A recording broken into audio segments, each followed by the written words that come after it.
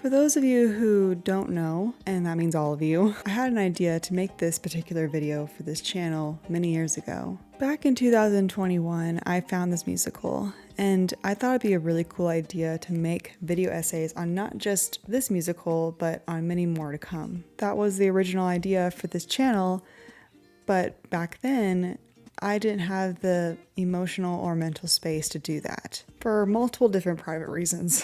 But now here I am and I'm gonna try this out, so hopefully you enjoy.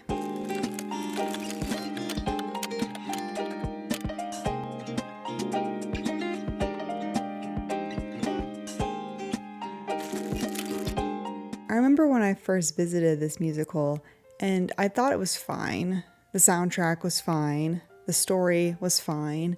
The characters were kind of boring and simple, but fine. However, looking back, I realized I didn't really pay attention to the story because I was just so overwhelmed with other things going on in my life at that time. And if I had truly researched and studied this musical, I would probably have found things that I could have used and could have helped me during that time period of my life. Because now that I've had the chance to truly breathe and study this story, I saw myself. I saw myself in these characters. When I dug deeper into the story, I saw my life, my relationships, my insecurities, things that I personally went through and am still kind of going through them right now as we speak. I realized 110 The Shade wasn't a simple and frankly strange love story between a spinster and a con man. But I didn't find that in the musical. I found that way back in the original play. And it made me sad that the original intent for this story was pushed to the side for a cheap Hollywood-style love story. 110 The Shade wasn't and isn't a love story. At least, not in the romantic sense. 110 The Shade was about family. In the early 1950s, N. Richard Nash wrote a play titled The Rainmaker. The play consisted about a farming family who is dealing with a terrible drought because of the intense summer heat. But, instead of worrying about their cattle, the family is more concerned about the love life of Lizzie Curie, our main character and older sister/daughter, who is resigned to the fact that she may never find love. In comes the title character, the Rainmaker, aka Bill Starbuck, aka Tornado Johnson, aka Smith!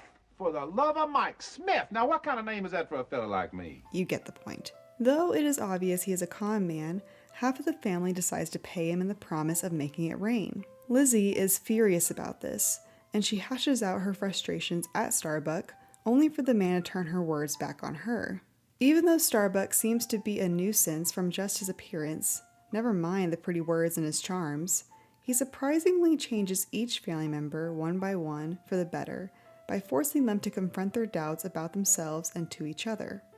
And while all is still not perfect by the end of the show, and Lizzie and Starbuck shockingly do not get together in the end, the family feels whole, and Starbuck leaves them better than he found them. And with rain too. The play focused on many things: hope, loneliness, inner beauty, social pressures, power dynamics. But the biggest one that I particularly noticed was this concept of insecurities and how they can blind us. And it wasn't just Lizzie, but the entire family.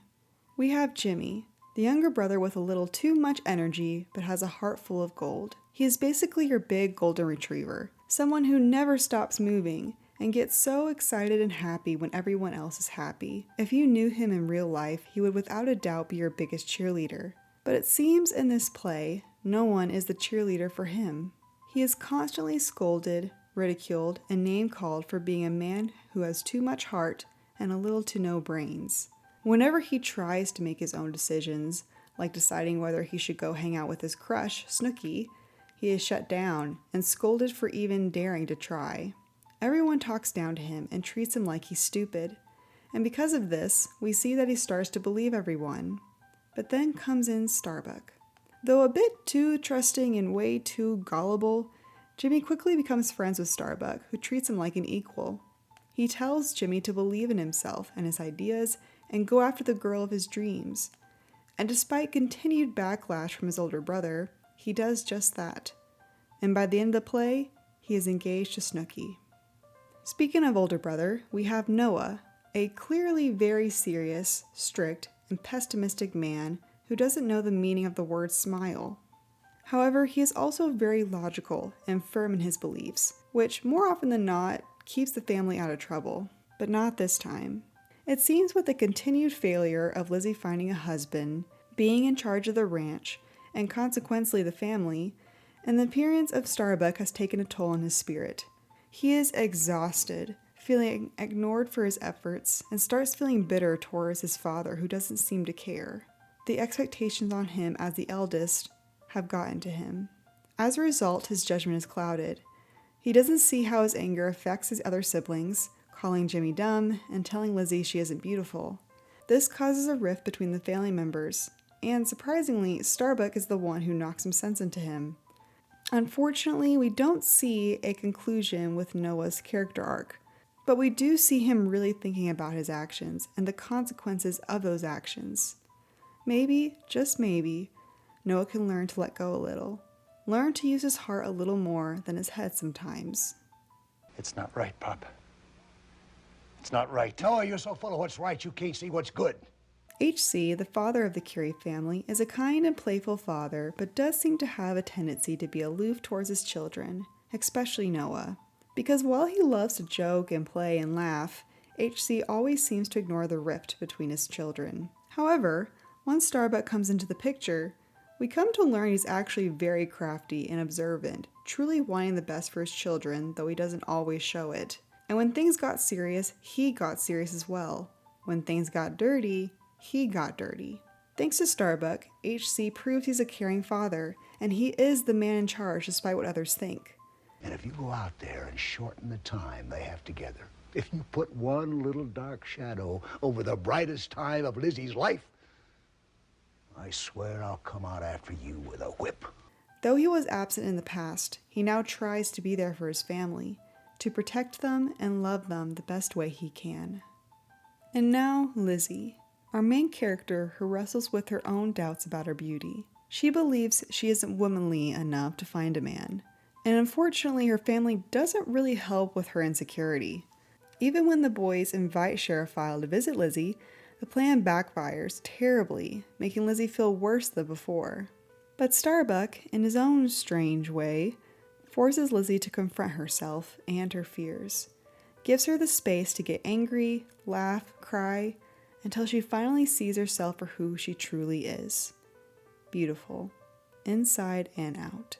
Even Sheriff File, though not in the play that much, has his own insecurities that are explored in the story. His wife left him for another man, which makes him feel ashamed to the point of lying to people that she died. But thanks to a good pep talk from HC, we weren't talking about supper, That's HC. right. We were talking about Lizzie.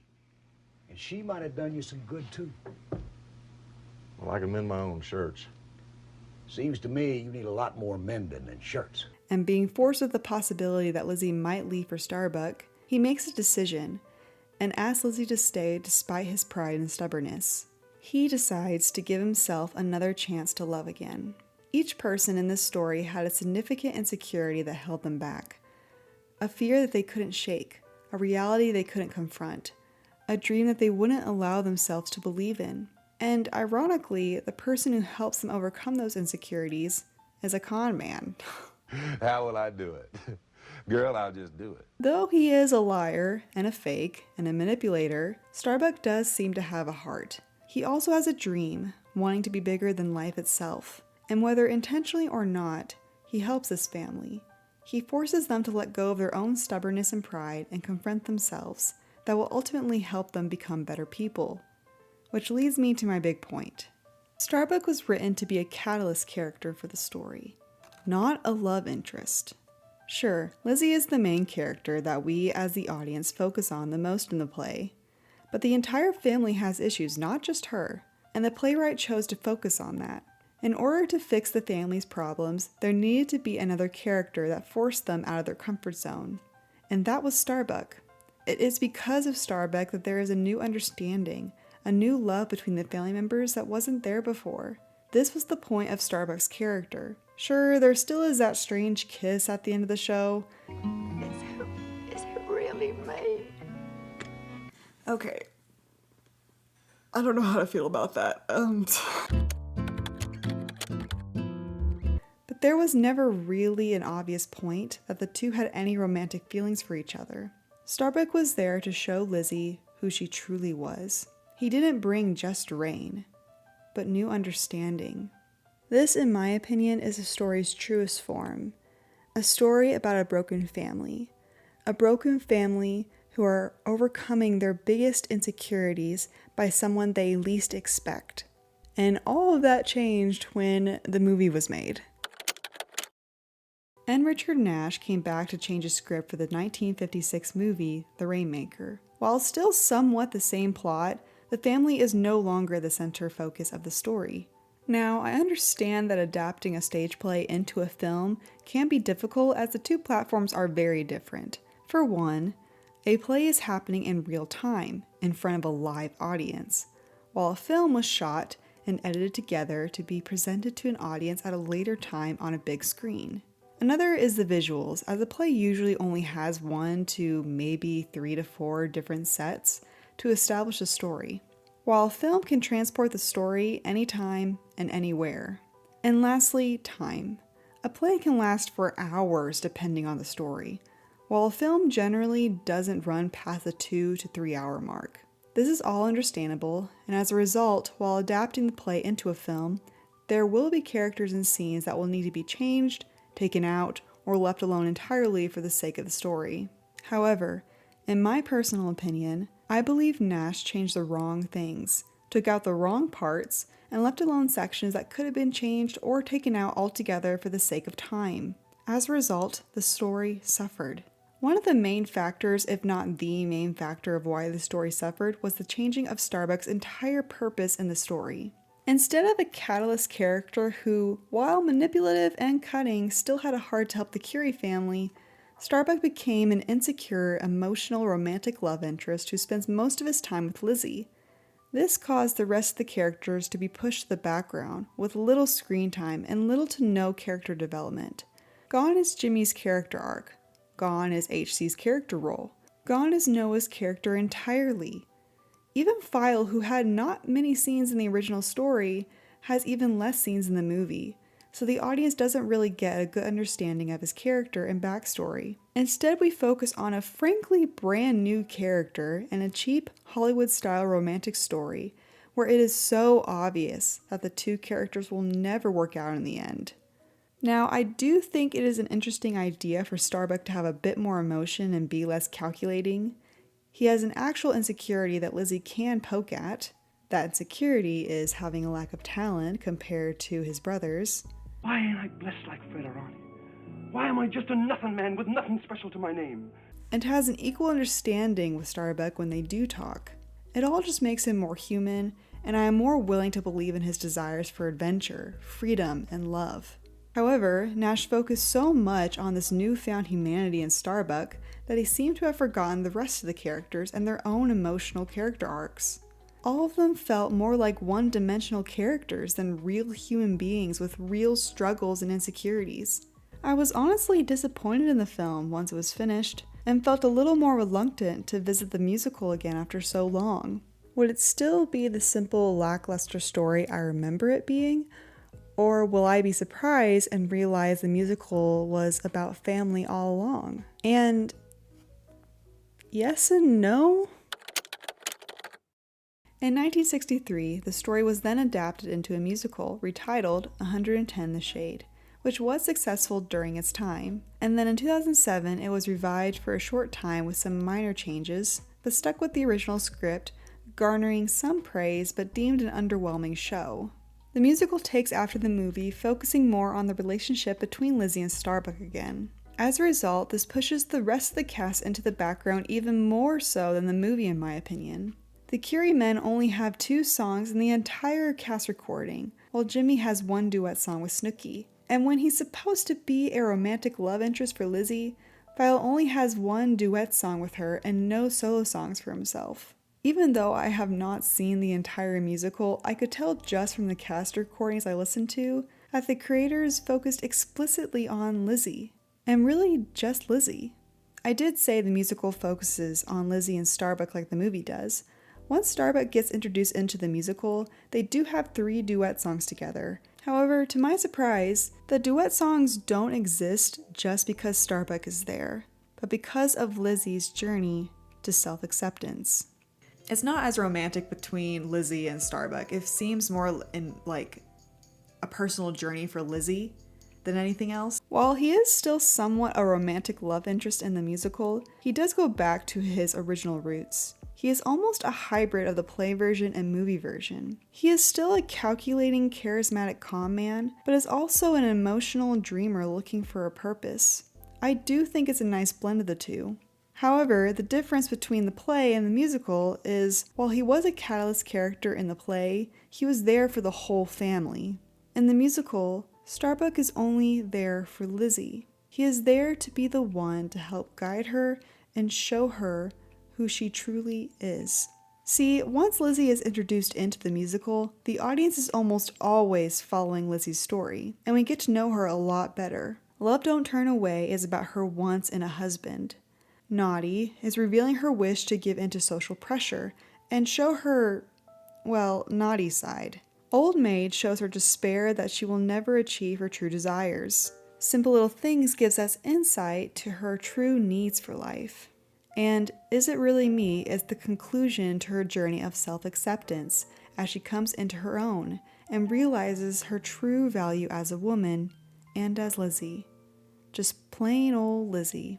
Her journey is honestly a powerful one, as we see her go from being an insecure, helpless, resigned woman into an independent, self-fulfilled, empowered woman who knows her worth. And I do like this different take on the story. Just like the play adapting to film, there had to be some changes when the play adapted into a musical. While they are both on stage showing in real time to a live audience, a musical utilizes songs that express a character's true desires, which can't take up time. So maybe the creators could only focus on one character's insecurity and their journey of transformation. However, I still felt something off once I was done listening to the cast recordings.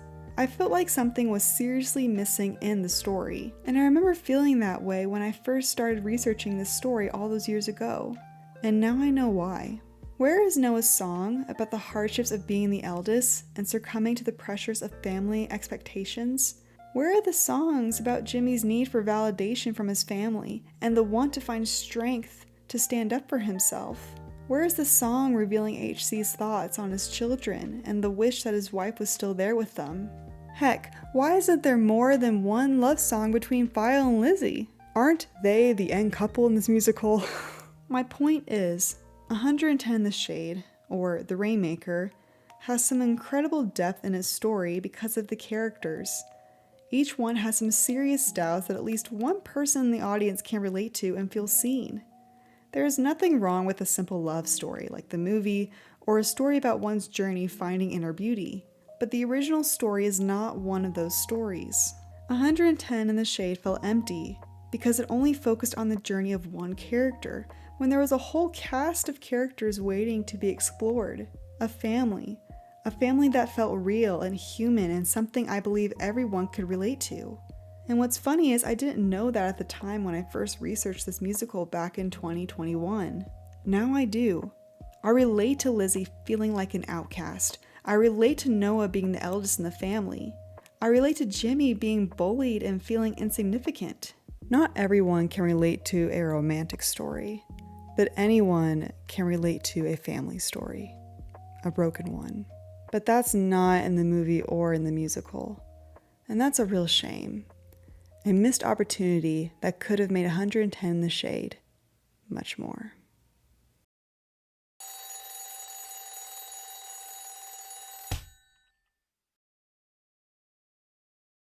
I cannot believe I actually finished this video. I am serious when I said that I have thought about this project since 2021. So to finally have this finished is nothing short of amazing to me.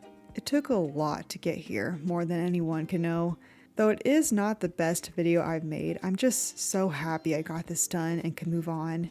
I hope you all enjoyed it, and stay tuned for more to come. And please let me know your thoughts on this musical. Do you agree or disagree with me?